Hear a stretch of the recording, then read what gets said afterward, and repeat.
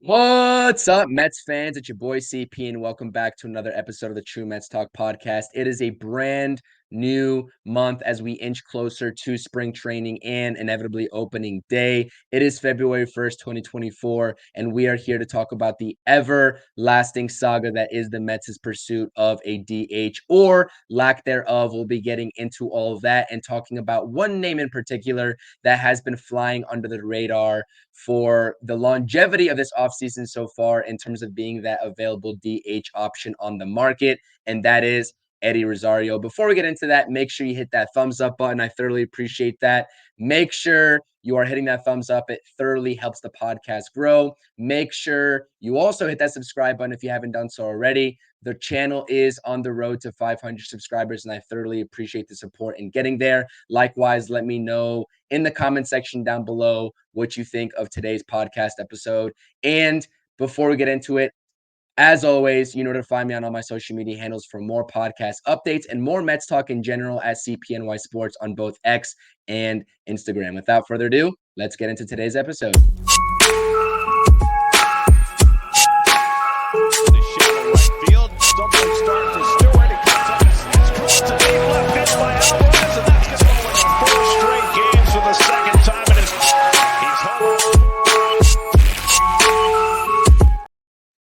All right, let's get into it. Eddie Rosario. I'm going to make this as short and as sweet as possible. And I will put a disclaimer on this and say that I understand that the brand names are still out there in your JD Martinez's and Jorge Soler's. I've been talking about those names all off season on my channel, whether it's on the True Mets Talk podcast, the Mets Hot Stove Lives, or the Interstate Mets Report. I am tired at this point of talking about those options. And I'm not saying they're not likely, but they're a lot less likely in terms of what we now know in the external factors of the Mets' pursuit of free agents, not only with this DH situation, but also in the reliever market as well, which we've talked about the last couple of days. So let's get into it. This is a little bit more of a fun podcast episode. We haven't heard any sort of reporting surrounding the Mets being linked to Eddie Rosario, but it's fun to make these because honestly, the way the Mets operate and have operated over the last couple of off seasons, they do not reveal their cards. And like I said, you'll never ever, like I say, you won't never ever hear them being linked to free agents that they never really sign. But when they go and do their due diligence on names, like classic example, Luis Severino early on this season. We didn't hear too much smoke about a potential Luis Severino signing, came out of the blue. And this is something where we might have the potential to see in the DH category as well. And I'm just trying to get ahead of things. And like I said, there's a lot of fits here and a lot of boxes that Eddie Rosario checks, not only externally with his play and his skill set, but also internally with the way the Mets are doing business throughout the course of this offseason and with the reports most notably from Andy Martino as of recent, given the budgetary constraints and the Mets' interest in certain monetary market values for these players across the board. Okay, let's get into it. Like I said, this is going to be very short and sweet. If I ramble, though, please do forgive me. I have a little bit of a hard time bringing my points together, but I'm trying to work on it. So bear with me. Eddie Rosario's last 3 years, his outlook has been as such. He came over to the Atlanta Braves midway through that 2021 season, and he absolutely thrived for them. He was a big player and a big contributor in that World Series run for the 2021 Braves squad. Obviously, you see on your screen 200 or 259 average, not 259. Sorry, I'm getting my head of myself. It's late as I'm recording this. Hit 259, 14 home runs, and just over 60 RBIs in that 2021 season. Like I said, came over to the Braves, had a profound impact on that team in that World Series run, especially in the NLCS, where it just seemed like he was hitting a home run every single at bat. Obviously, an exaggeration, but nonetheless, you understand what I'm saying. 2022, fast forward, he runs into a little bit of an injury bug, an injury problem, and it's an unusual one. It was with his eye that he inevitably needed laser eye surgery for in the tail end of that April of 2022. The Braves announced he was going to be undergoing that laser eye surgery. He inevitably came back later on in 2022. You see only the 80-game sample size to go for Eddie Rosario that year, but he simply just wasn't the same as that eye was continuously healing. Doctors told him that the vision wasn't going to be 100% right off the bat and that it would gradually return to him. And we saw the numbers take a very, very, very deep dive in 2022 due to that injury. Average wasn't pretty. The OPS in the 500s was awful. Only 5 home runs and 24 RBIs to go along with that. But as that eye healed and he got healthier, you saw the numbers start to go and inflate over the course of 2023, and we saw a lot more of sample size from Eddie Rosario in that 2023 season, appearing in 142 games, hitting 255, OPS in the mid 700s, which is still not great, but at this point, when we're talking about a platoon player, that plays, I guess. Especially when we project out what we're projecting for Mark Vientos from the right side in 2024. They're around the same in terms of that OPS projection. 21 home runs, he hit 20 plus home runs and 74 RBIs to go along with that. A completely different hitter in 2023 than 2022 for those Braves teams. Now, in white is what boxes Eddie Rosario checks off. First and foremost, he is going to be a cheap option on a presumed 1-year deal. The Atlanta Braves declined his 2024 option. They declined the club option for $9 million, and Spotrac has him at a market value of $6.4 million.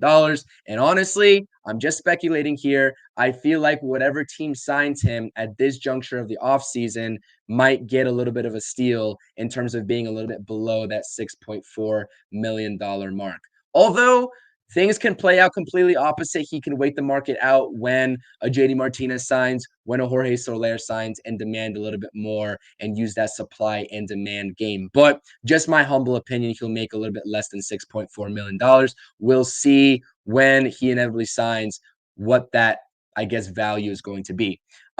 He did hit 20 plus home runs. When we talk about the DH spot, this is something that a lot of fans want to see. This is what's drawn this Mets fan base as of recent to Jorge Soler, obviously coming off of a 36 home run season. Eddie Rosario is not that, but he did hit 20 plus home runs and is capable of replicating that. Obviously, a 10-year veteran. We will see exactly what he's able to produce, but he has that potential. He has that power, that lefty pop from the left-handed side of the box, and that is something that could play very well when we're talking about a DH platoon with Mark Vientos. Now, albeit I will caveat that and say that he is also still not going to be that protection for Pete Alonso. Honestly, when we're talking about protection, we're talking about Jorge Soler or JD Martinez with the names that are still left available. Even your Matt Chapman, although that is very highly unlikely. I'm sorry, baseball tone, if you eventually watch this, Matt Chapman is definitely not likely to be signed by the New York Mets. But Eddie Rosario, back to my main point, is not going to be that protection. Like I said, I dropped this sort of scenario a couple of videos ago when I was going over my Mets updates. I believe it was on January 28th, but I'll link that in the description down below so you can check that out. Carlos Mendoza, or whoever makes these lineups, whether it's from Mendoza or from the top in the analytics department, is going to have to fumble around with this lineup and reorganize it and reorder it, whether it's Francisco Alvarez protecting Pete, moving Pete up to the third spot and having Brandon Nimmo or Francisco Lindor back behind him. However they decide to do it, we cannot have a Starling Marte beat Pete Alonso's protection in 2024. This lineup may look a little bit different this year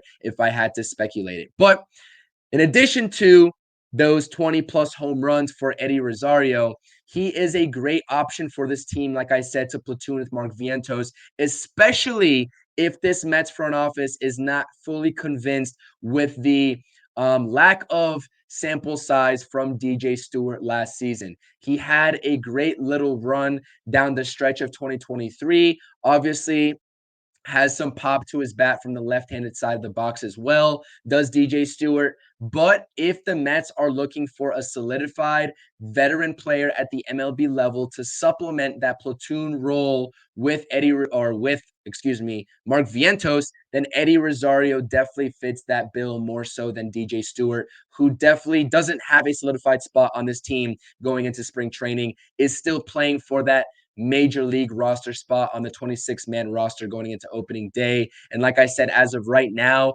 I project the Mets to carry 5 outfielders. We know that the starting combination is going to be something to the effect of Brandon Nimmo, Starling Marte, and Harrison Bader, with Tyrone Taylor presumably being your 4th outfielder from the right-handed side of the box. And Eddie Rosario fits that bill as your left-handed option, more of a veteran than DJ Stewart to be that 5th outfielder, because he does play outfield as well. Not great outfield, but he plays outfield. Good range, not so much of a great arm to be that power bat from the left-handed side of the box as that sort of depth outfield bench platoon DH sort of flexible kind of role would Eddie Rosario sort of fill in to be with this potential signing. Now, like I said, I know I'm rambling here. I'm trying to keep it short and sweet, but the platoon is something that he is a very, very strong candidate for. And we saw it with that 2023 Braves team and his role on that team, predominantly appearing in games versus right-handed pitchers. You can see the splits on Baseball Savant a lot better from from the standpoint of hitting righties versus lefties, right? His lefty splits aren't that great. The slugging percentage goes up, the average goes up, and of his 21 home runs, he hit 18 of them off of right-handed pitchers. So that is something that definitely feeds into that platoon narrative with Mark Vientos that I have here in my notes as well. And last but not least, well, I guess that was really my last point, was that platoon option. Like I said, all in all, you still have your classic options available out there, your Jorge Solers, your JD Martinez's, but a lot of people haven't been talking about Eddie Rosario, and he just simply fits that bill with all the reports that we've been hearing of recent.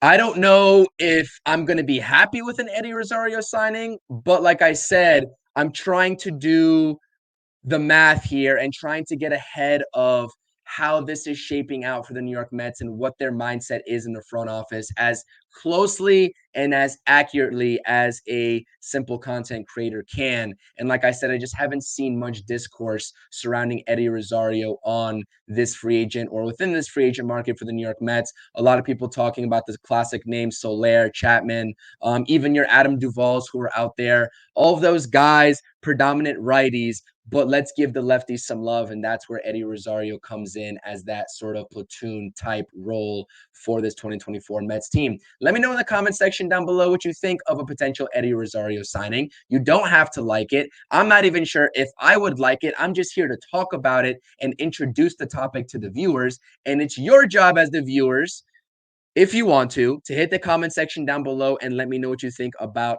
a potential Eddie Rosario signing. Hit that thumbs up, subscribe to the channel. You know what to do. I appreciate and I love doing these fun videos because, like I said, we haven't really heard any reports surrounding Eddie Rosario being linked to this Mets team, but it's always fun to get ahead of the game and to speculate because, like I said, the way the Mets have been doing business as of recent in their recent history throughout these off seasons, they don't reveal their cards and they are very quiet until they strike. So let's keep an eye out on that trend. And you know where to find me for all your latest podcast updates and for more episodes just like the one you just watched.